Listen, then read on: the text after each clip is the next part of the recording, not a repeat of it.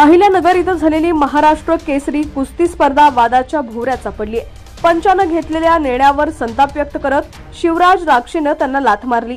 त्यामुळे शिवराजवर पुढील 3 वर्ष बंदी घालण्यात आली आहे। आता या प्रकरणात शिवराज राक्षे यांच्या प्रशिक्षकांनी खुलं आव्हान दिलंय। शिवराज पराभूत झाल्याचं सिद्ध झाल्यास 1 कोटी रुपये बक्षीस देऊ असं प्रशिक्षक रणधीर पोंगल यांनी म्हटलंय। शिवराज राक्षेचे प्रशिक्षक रणधीर पोंगल म्हणाले की महाराष्ट्र कुस्ती स्पर्धा पूर्व नियोजित होती। कुणाला महाराष्ट्र केसरी बनवायचं हे आधीच ठरलं होतं। केवळ एकच माणूस हे सर्व करतोय।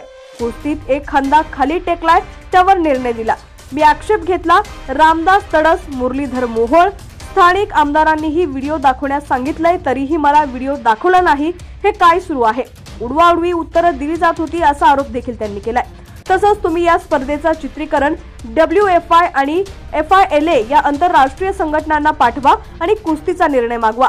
जर कोणी म्हटलं शिवराज राक्षे पराभूत झाला तर मी 1 कोटींचं चॅलेंज देतो असंही रणधीर पोंगल यांनी म्हटलंय।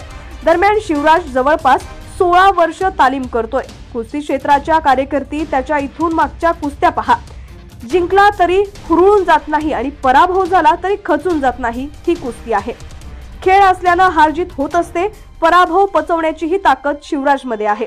मात्र हरलाच नाही। कुस्तीचा रिव्ह्यू दाखवला असता, आम्ही पराभूत झालो असतो तर मांडलं असतं। तुमच्या एका चुकीमुळे हे घडलंय। सगळं लाईव्ह होतं। लाईव्ह मध्ये शिवीगाळ झाली, त्यामुळे त्यानं लाथ मारली। जर अन्याय होऊन शिवीगाळ करत असतील तर कोण सहन करणार असं शिवराजच्या भावानं सांगितलेलं आहे।